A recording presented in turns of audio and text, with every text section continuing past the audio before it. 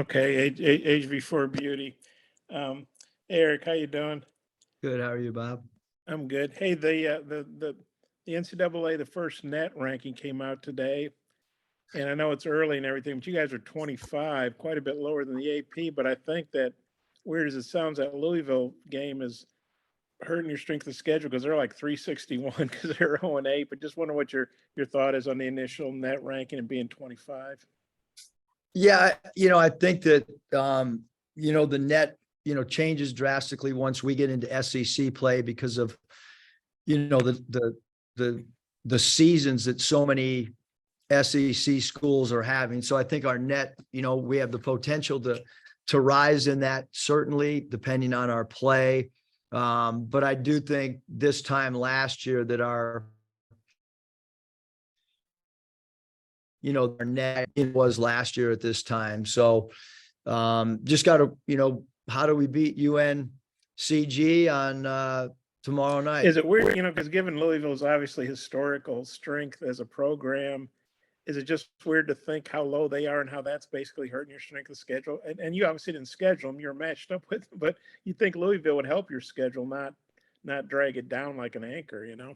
Yeah, no, and I think that Coach Payne will figure out a way to continue to improve that team. But certainly, in the Maui Classic, going into that, and looking at the field, you certainly think that, there's going to be three real quality opponents. And like I said, I do think that Louisville, it's always hard on a first year coach in any sport. I mean, it's really difficult to try to put, schemes in offensively, defensively, and then your culture as well.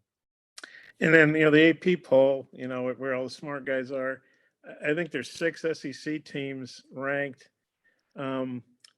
Just what do you think about that? And Mississippi State popped in there. They're 8-0. They're off to a pretty good start. Yeah, Mississippi State's done a great job. Missouri's played great basketball. There's a lot of programs right now that have had really, really good non-conference success in the SEC, and obviously Tennessee and Kentucky and Auburn and Alabama. I mean, there's a lot of teams that are really playing good basketball, and it's, SEC, just like the last couple of years, is really challenging every night. But we have a big week ahead of us, and need to continue to play as well as we possibly can, throughout the rest of the non-conference. Okay, I've got a couple more, but I'll turn back to Mike if he can come back around if time allows. Thanks, Scotty. Yeah, Eric, I had some questions for you about Ricky. He leads you guys pretty comfortably in scores at the rim. I'm just curious what you've thought of maybe the rate that he's finished to this point. I mean, I think we've seen him finish pretty impressively with, his left and his right hand too. Yeah, I think he's done a great job of attacking both in a half court and in transition. And we knew that he was a excellent athlete, has the ability to make 3-point shots. I think he's further ahead maybe than what we thought at this juncture of the season of being really good in ball screens and handling in pick and rolls. And, a couple of the games in Maui, one of them he was utilized as a ball handler in pick and roll. Another game we tried to ISO him on the elbow. But he's had a phenomenal start to the season without a question, Scotty. And secondly, just kind of, he's had a couple of big dunks, it seems like, every game, just like powerful, aggressive type dunks. Do you guys see that behind the scenes? And kind of, have you coached a player with maybe a similar mindset when it comes to maybe being the aggressor at the rim from at the guard spot or the wing spot? Yeah, I thought Caleb Martin was always really aggressive, attacking the rim, and had some big time dunks in the flow. The way that we do practice, Scotty, we just don't go live very much. I mean, we have a lot of drills, a lot of stationary breakdown, a lot of non-contact once we get into November and December and January. So we don't see a lot of that in practice. I mean, after practice, guys will, have dunk offs and dunk contests and things like that. But in live action, a lot of times what we're seeing in games is sometimes the first time. And certainly I think when you play in a game, you got a little bit more juice to attacking the rim and so forth than you would in practice. Curtis. Hey, coach, just curious what you've seen that stood out to you on UNC Greensboro. It looks like an older team, a ton of juniors and seniors. Yeah, I mean, I think that, their backcourt, number one, they create a lot of steals. They play very aggressive, defense. They'll reach and gamble and try to create some offense through their defense. And, there are four guys up front, number 4, number 22, 33, and 2. All those guys are, offensive rebounders, rim runners. And then at the 1, 2, and 3, they have guys that can shoot the basketball, 24, and they have 2 left-handers in the backcourt, number 0. And then, Atwell, number 12, can shoot it, and their best player, Kennedy, or I should say their best offensive player, Kennedy, has been out the last couple of games. And certainly, us taking care of the basketball will be extremely important against UNCG. And then just curious, with all these new faces that you have, how has this group done so far with just absorbing information, whether it be film or your scouting reports, and then carrying that over on game day? Yeah, we were, not concerned, but obviously with 11 new players and only 2 guys really kind of knowing what our scouts look like, how much were we going to be able to, absorb? How much were we going to be able to take from the practice court to the game situation? And then you add in the fact that there's 6 freshmen out of those 11. Certainly, we didn't know where we're going to have to scale back some of the ways that we've done preparation in the past, but actually we're further ahead maybe than where we've been in the past, even though we have so many new guys. But I do think we have a lot of guys that have really good understanding of schemes on both offense and defense. And I do think we have a group that understands the importance of knowing your opponents, both their sets, their defensive tendencies as well, and maybe most importantly, the individual tendencies of guys that they would have to guard or match up against. Christina. Coach, the other night you brought in Jalen Graham to be, you said, a fresh body. Is that kind of the role that you see for him, or how do you want to use him going forward? Yeah, I think, every game just takes on a kind of an identity. And, certainly if we need interior passing, if we need down low scoring, if we feel there's a matchup, Jalen is a really good player, and he's proven that at the Power 5 level at Arizona State as an all Pac-12 player.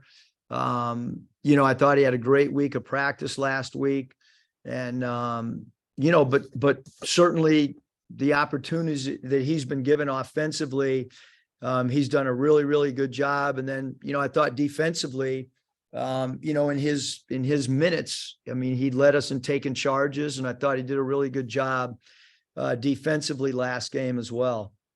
And then what do you remember about recruiting him, and what made you want to go after him, and maybe what drew him to you? Well, we had actually recruited him, when he was in high school, recruited him pretty hard. I don't know if he remembers, but we had an in-home visit, and,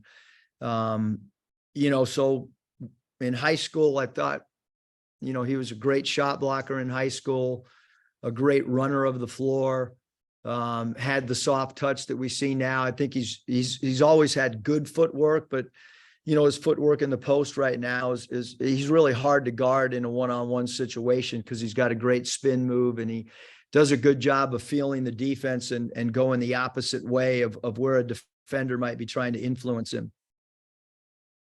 Hutch.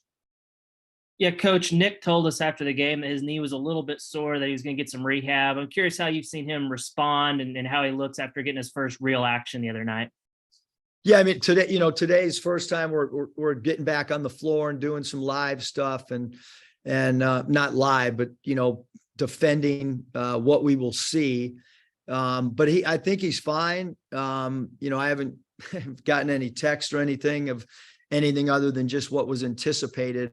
Because we did play him over that 20-minute mark, and he as all players, love to play minutes and get out there. So, but I thought he did a great job. In reality, that was kind of his first real true game. The first game was, just to kind of get him back in the flow.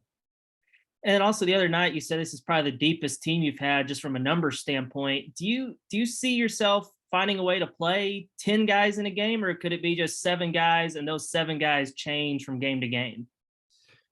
I'm not really sure, Hutch. I mean, if you look at in the past, I brought it up before, like Trey Wade, at this time last year, he did not have the same role that he did, against Gonzaga. So, for us, I think keep an open mind, keep evaluating players, evaluate how they're doing in practice, evaluate them when they get in the game. But we're not, for me to be able to project the future, I have no idea what each game calls upon or what matchups, we need to try to attack, or what positional matchups there are. Are we going small? Are we going big? But I will say that we do have a lot of flexibility, whichever way we go. Bob, final question? Yeah, Eric, Ricky got SEC Player of the Week. I know you talked to him about him a little bit, but just wonder what you think about that and just sort of maybe his season to date for you. Ricky's played great. I'm glad that, that he got the individual honor, because we all know how many talented players are in this conference. He's had a great start to the year. I mean, we all see what he's doing defensively. He's been a great teammate. We've seen him in a scoring role. We've seen him in a facilitator role. Last game, in the second half, we switched him on to number 10, Amari Moore, because we felt like Ricky's athleticism and length maybe, would be a different look than what he saw in the first half. So he's done a great job. I think he can be a great rebounder for us as well, especially defensively. And he's done a great job setting the tone for us on especially at the offensive end. I think he can continue to set the tone defensively as well. Hey, you mind if I squeeze in one more about Greensboro?